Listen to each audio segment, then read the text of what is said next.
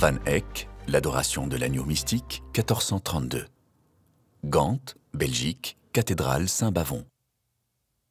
Un jeu de pistes métaphysiques. Voilà comment se présente le polyptyque de l'adoration de l'agneau mystique des frères Van Eyck, les plus grands peintres flamands du XVe siècle. Et voilà ce qui explique le succès de l'œuvre. Composition sans précédent, qui ne sera jamais imitée, ce célébrissime tableau fourmille de détails à élucider et oblige le spectateur à se plonger dans les délices de l'interprétation. Le thème de la peinture est apparemment clair. Reprenant la liturgie de la Toussaint, où on lit le texte de l'Apocalypse, il montre la glorification du genre humain, sanctifié par le sang du Christ, l'agneau immolé, et conduit dans le paradis. Mais la théologie de l'œuvre est certainement plus complexe et exprime les aspirations d'une bourgeoisie imprégnée d'idées que l'on retrouvera un siècle après dans la Réforme.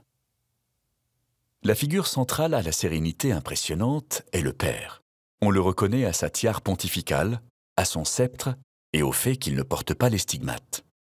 Vêtu d'un costume liturgique de pourpre brodé de perles, il est assis sur un trône orné de brocart, reproduisant un pélican nourrissant ses enfants, rappel du sacrifice du Christ. La couronne à ses pieds est une autre allusion au Christ qui renonce à sa royauté pour s'incarner. Sur le dossier, une inscription donne une profondeur spirituelle à la représentation.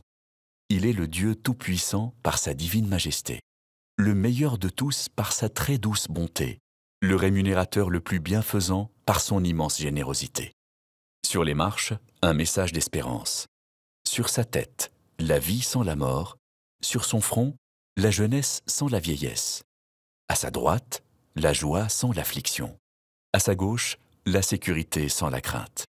Il est encadré par la Vierge et Jean-Baptiste, eux aussi caractérisés par des méditations spirituelles. Ainsi lit-on de la Vierge qu'elle est plus belle que le soleil et plus haute que l'ordre des étoiles. Comparée à la lumière, on découvre qu'elle la précède, car elle est l'éclat de la lumière éternelle et le miroir sans tache de la majesté divine. Et du Baptiste qu'il est plus grand que l'homme, l'égal des anges, le récapitulatif de la loi, le semeur de l'Évangile, la voix des apôtres, le silence des prophètes, la lanterne du monde, le témoin du Seigneur. Dans le jardin du paradis aux 42 espèces de plantes différentes se tient la liturgie céleste. Sur un tertre qui figure le mont Sion se trouve l'agneau sur un autel suggérant une interprétation liturgique de son sacrifice. Sous la colombe de l'Esprit se répandant sur tous, l'agneau est vénéré par les anges portant les instruments de la Passion et encensant l'autel, puis par les élus. On reconnaît à gauche les 12 petits prophètes de l'Ancien Testament, puis les grands prophètes, puis les païens sauvés. À droite, les apôtres, saint Paul et saint Étienne, et divers saints parmi lesquels Liévin, un des patrons de Gand, où se trouve encore le tableau, martyr portant sa langue entre des tenailles.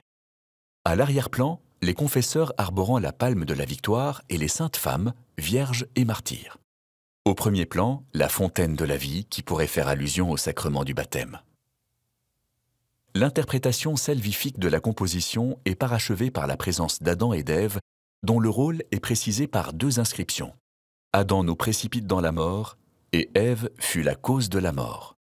L'un et l'autre couvrent leur nudité, conformément au récit de la Genèse, et Ève arbore le fruit défendu.